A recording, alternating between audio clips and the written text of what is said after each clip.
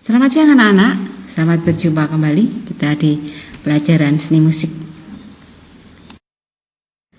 Nah, sebelum kita sampai ke materi, kita ke tujuan pembelajaran dulu. Tujuan pembelajaran, peserta didik mampu menyajikan lagu dalam bentuk vokal grup. Nah, sekarang kita sampai ke materi, yaitu konsep menyajikan vokal grup. Ciri-ciri vokal grup. A. Vokal grup terdiri dari beberapa penyanyi, biasanya terdiri dari 3 sampai 10 orang. Kemudian yang B, aransemen vokalnya bebas dan dalam membawakan lagu lebih dapat ekspresif, misalnya dan memberikan gerakan yang sesuai untuk menunjang makna lagu. Jadi kalian boleh melakukan dengan gerakan. Yang C, menggunakan improvisasi yang dominan, jadi banyak improvisasi di situ. Kemudian D, vokal grup dapat diiringi musik atau tidak diiringi musik. Jadi kalian boleh dengan tidak diiringi musik atau secara akapela. Kemudian kita menginjak ke aransemen vokal. Apa itu aransemen? Aransemen adalah gubahan lagu untuk orkes atau kelompok paduan musik. Nah, paduan musik itu bisa secara vokal maupun instrumental. Penataan musik atau pengerjaannya bukan sekedar ulasan teknis, namun juga menyangkut pencapaian nilai artistik yang dikandungnya. Nah, biasanya aransemen itu dalam penulisannya sering disingkat ARR. Kemudian aransemen yang baik itu perlu latihan dan ketekunan yang terus-menerus. Jadi seorang arranger harus mengerti tentang melodi serta karakternya dan harmoni serta ilmunya. Beberapa hal yang harus diperhatikan di dalam membuat aransemen adalah sebagai berikut. A. Sebuah nyanyian terdiri atas lagu dan syair. Jadi, jangan menitik beratkan lagu dengan melupakan syair. Nah, karena isi syair itu menjadi titik pangkal bersama dengan lagu untuk menentukan gaya aransemen.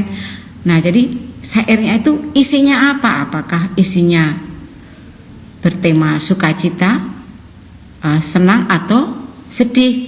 Nah, ini nanti kan untuk menentukan gaya aransemen lagunya. Tidak mungkin kan lagunya syairnya itu sedih tetapi nanti lagunya itu bertempo cepat. Nah, ini jadi untuk menyesuaikan di situ. Kemudian yang B, nyanyikanlah melodi tidak hanya secara lahiriah tetapi juga dengan hati. Jadi, ketika menyanyikan melodinya itu tidak hanya secara kita membaca kalimat-kalimat lagu dengan asal bunyi, tetapi juga dengan perasaan. Jadi kita dengan hati, dengan perasaan kita, atau boleh kita katakan kita boleh baper gitu ya.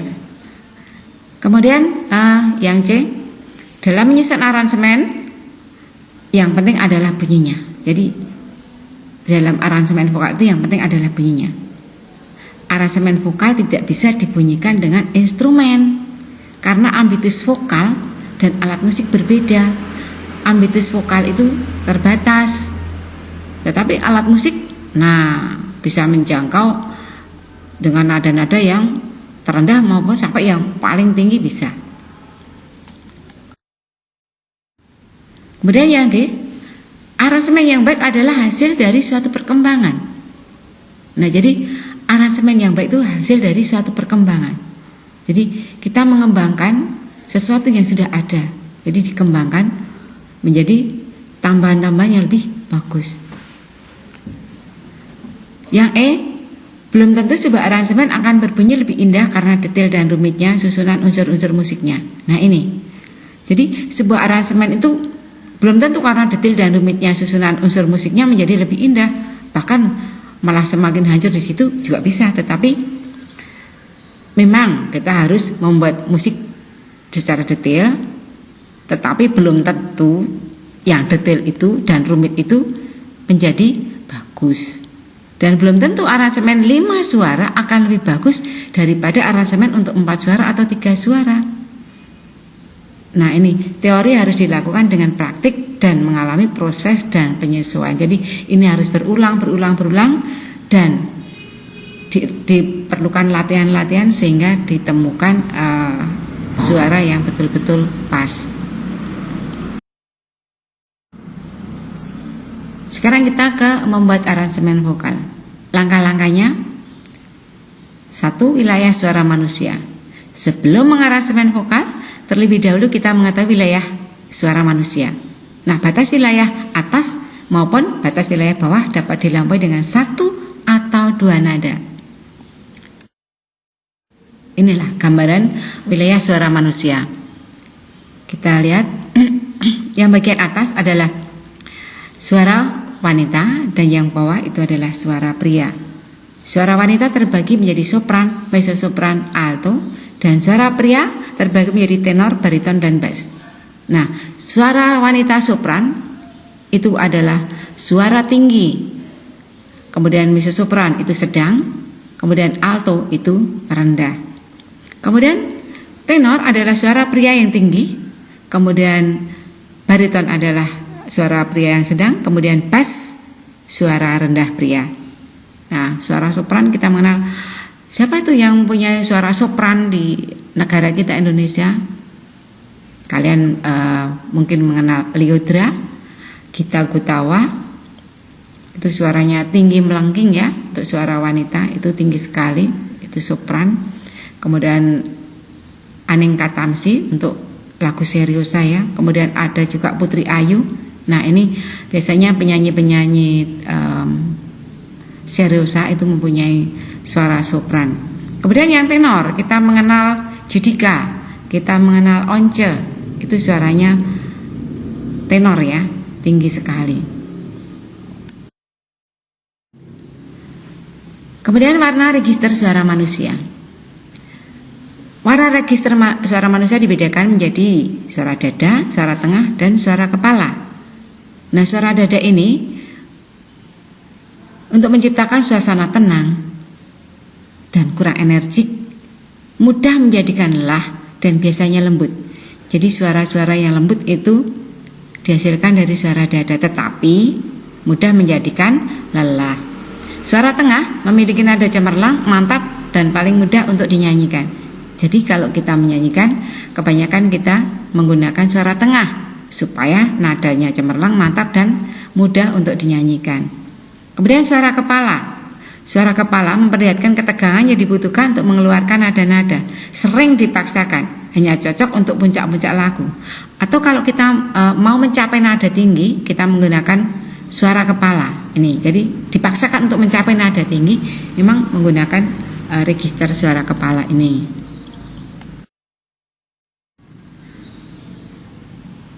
Langkah-langkah menyusun aransemen vokal. Sajian vokal grup yang langsung menyita perhatian kita adalah aransemen lagu yang tentunya berbeda dari melodi aslinya. Aransemen lagu ini dapat dilakukan dengan langkah-langkah sebagai berikut. A. Mencari melodi utama, atau kita mencari lagu aslinya seperti apa. Nah, kemudian B. Menentukan akor atau harmoni. Kalau sudah mendapatkan lagu yang aslinya, kemudian kita menentukan akornya. Untuk suara 2, suara 3, dan seterusnya. Kemudian yang C, memecah suara. Setelah itu baru dipecah suara dari beberapa teman-teman yang bergabung dalam vokal grup. Jadi suaranya dibagi-bagi, dipecah. Nah, untuk dapat memecah suara diperlukan sedikit pengetahuan tentang akor. Nah, ini. Jadi untuk memecah kita harus belajar tentang akor. Apa itu akor? Akor adalah paduan beberapa nada apabila dimainkan bersamaan akan terdengar harmonis. Dalam penyajiannya, akor dapat dimainkan secara bersama ataupun bergantian. Jadi bisa tiga nada itu dimainkan bersama serentak atau bergantian atau arpeggio. Itu dalam permainan gitar bisa ya, atau bisa dimainkan ini untuk genjrengan ataupun untuk petikan. Paduan nada biasanya sebagai penyerta melodi. Keterpaduan nada-nada dalam akor terlihat pada aransemen lagu dengan banyak alat musik dan aransemen lagu untuk paduan suara. Ini, jadi paduan akor ini itu biasanya digunakan untuk membuat aransemen lagu. Kemudian nada-nada yang berasal dari instrumen musik atau berbagai jenis suara yang dibunyikan bersama-sama akan bentuk suatu akor. Jadi itu namanya akor. Jadi beberapa nada apabila dimainkan bersamaan akan terdengar harmonis. Itu adalah akor, diingat-ingat ya. Akor adalah paduan beberapa nada apabila dimainkan bersamaan akan terdengar harmonis. Di sini ada nama-nama akor. Nama-nama akor itu ada 7. Tonika, supertonika, median, subdominan, dominan, submedian, dan leading note atau introduktor. Nah, tingkatan trinada untuk membentuk akor ada 7. Tingkat 1, tingkat 2, 3, 4, 5, 6, 7. Dan akor itu ada akor C, D, E, F, G, A, B. Nah, tingkat 1 itu adalah akor C, E, G. Di sini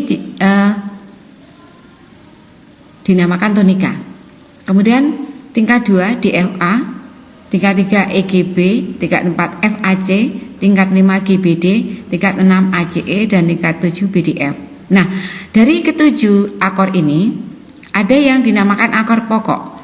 Akor pokok itu adalah tingkat 1, 4, dan 5. Jadi ini adalah akor mayor. Jadi C, E, G, F, A, C, G, B, D itu adalah akor mayor. Kemudian yang akor bantu terdiri tingkat 2, 3, dan 6, yaitu D, F, A, E, G, B, dan A, C, E. Kemudian yang ketujuh kemana? Yang ketujuh itu adalah akor kurang atau diminis. Jadi B, D, F itu adalah diminis, akornya kurang. Jadi saya ulangi lagi. Akor mayor terdiri dari akor C, E, G, F, A, C, G, B, D. Kemudian yang akor minor D, F, A, E, G, B, A, C, E. Kemudian yang akor diminis B, D, F gitu ya. Ini jadi yang tingkat 1 adalah C mayor, tingkat 2 D minor, tingkat 3 E minor, tingkat 4 F mayor, tingkat 5 G mayor, tingkat 6 A minor, tingkat 7 B dim atau diminis. Sekarang bagaimana untuk menentukan akor? Ada rumus untuk membuat akor. Nah, yang pertama kita ke akor mayor dulu. Ke C mayor, C, E, G. Jaraknya adalah alas, terts besar, dan queen murni. Alas itu jaraknya 0, kemudian terts besar itu jaraknya 2, queen murni itu 3,5. Jadi jarak antara C ke E itu 2, E ke G itu 1,5. Nah, kenapa saya menyebutkan 3,5? Karena jaraknya dari C ke G itu 3,5. Jadi 0, 2, 3,5. Tetapi untuk langkahnya dalam lengkung-lengkung itu C ke E 2, E ke G 1,5. Itu ya. Apakah D minor bisa menjadi D mayor? Bisa. Yaitu dengan jarak 0, 2, 3,5. Kalau D, F, A, D ke F itu jaraknya kan 1,5. Kemudian E ke A 2. Maka dibalik. Jadi D, F-nya dinaikkan setengah jadi fis. Jadi D fis A itu untuk D mayor. Kemudian E mayor bisa? Bisa. Di situ E minornya E G B. Jadi yang tengah dinaikkan setengah E gis B dan seterusnya. Silahkan nanti belajar sendiri. Kemudian akor minor. Akor minor rumusnya adalah alas, terts kecil, dan queen. Nah ini kalau tadi C, E, G itu 0, 2, 3,5. Sekarang dibalik. Kalau minor 0, 1,5, 3,5. Jadi C ke S itu jaraknya 1,5, S ke G jaraknya 2. Dibalik ya. Kalau tadi yang 2 di depan, sekarang yang 2 di belakang. Kemudian agar jadi minor maka E diturunkan setengah jadi S. Ya, jadi C S G. Kalau minor C E G, kalau mayor C E G, kalau minor C S G. Jadi diturunkan setengah ya. Kemudian D sudah D minor, D F A. E-nya sudah E minor, E G B. Kemudian F-nya tadi F mayor, Apakah F mayor bisa dijadikan F minor? Bisa. Dengan caranya F A C, A-nya diturunkan setengah jadi apa? Jadi A, jadi F as C. Gitu ya. Dan seterusnya nanti kalian belajar sendiri di rumah. Kemudian yang ketiga adalah akor diminis. Akor diminis itu dinamakan juga akor kurang karena jaraknya tidak mayor dan tidak minor. Alas, ters kecil dan queen kecil. Nah, kalau alas ke ters kecil jadi 1,5, ters kecil ke queen kecil jaraknya juga 1,5. Jadi jaraknya 0, 1,5, 3, bukan 3,5 lagi. 0, 1,5, 3, atau C ke S 1,5, S ke ges juga 1,5. Apakah yang lain yang mayor itu bisa dijadikan diminis? Bisa. Yang minor jadikan diminis? Bisa. Dengan cara menurunkan yang ters kecilnya dan queen-nya menjadi queen kecil. Begitu ya. Sekarang contoh aransemen. Contohnya ya, sopran 1. Ini dengan suara 3, sopran 1, sopran 2 dan alto. Kalau sopran 1 di nada sol, maka sopran 2 di nada mi. Kemudian suara alto di nada do. Jadi dengan menurunkan dua-dua ya. Tetapi ini jaraknya juga 0, 2, 1,5. Coba do ke mi, itu jaraknya juga 2. Do ke re itu jaraknya 1, re ke mi jaraknya 1, berarti kan 2. Nah, mi ke sol itu jaraknya juga 1,5. Mi ke fa itu jaraknya cuma setengah, fa ke sol jaraknya 1. Jadi kan 0, 2, 3,5, sama juga ya.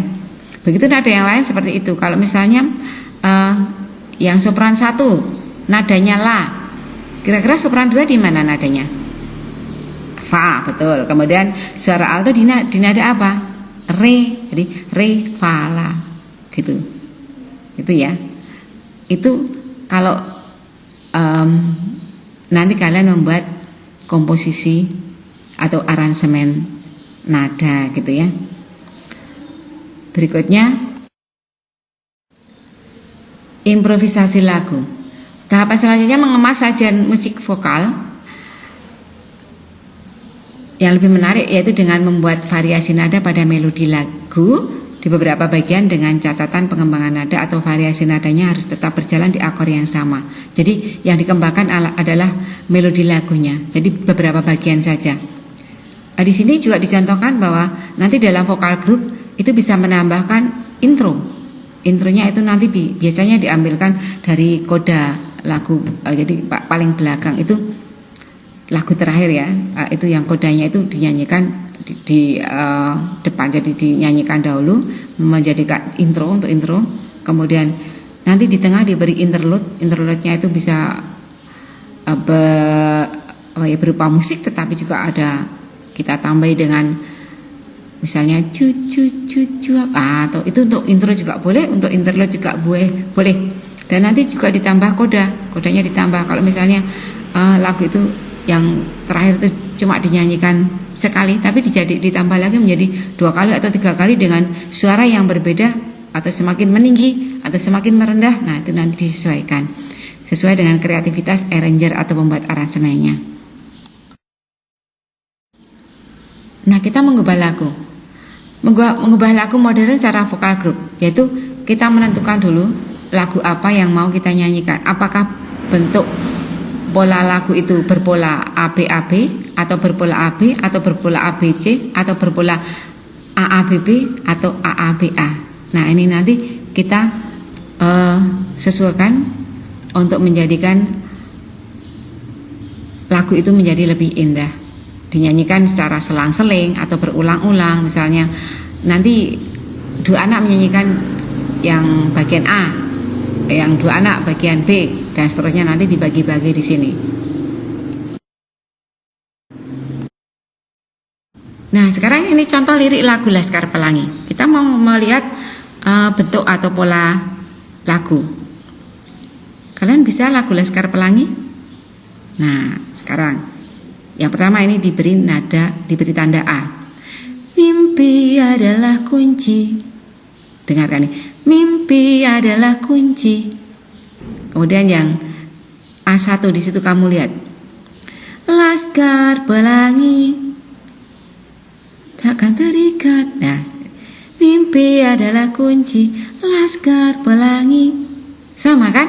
Nah, maka namanya tetap A karena nadanya sama. Sekarang yang B, menarilah dan terus. Nah, beda kan antara mimpi adalah kunci Laskar Pelangi, menarilah. Nah, beda. Maka ini diberi nama P.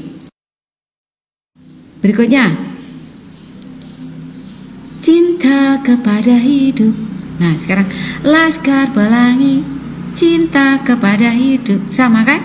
Nah, ini makanya dinamakan A. Jadi polanya apa? A A B A.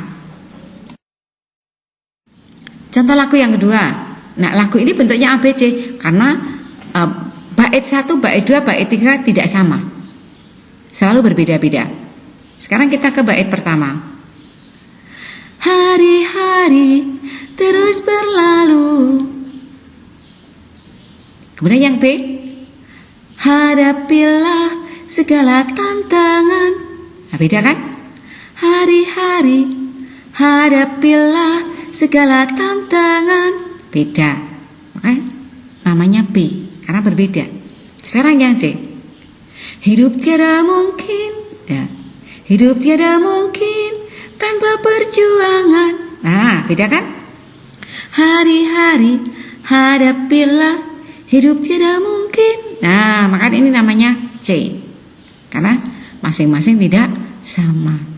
Jadi bentuknya adalah A, B, C.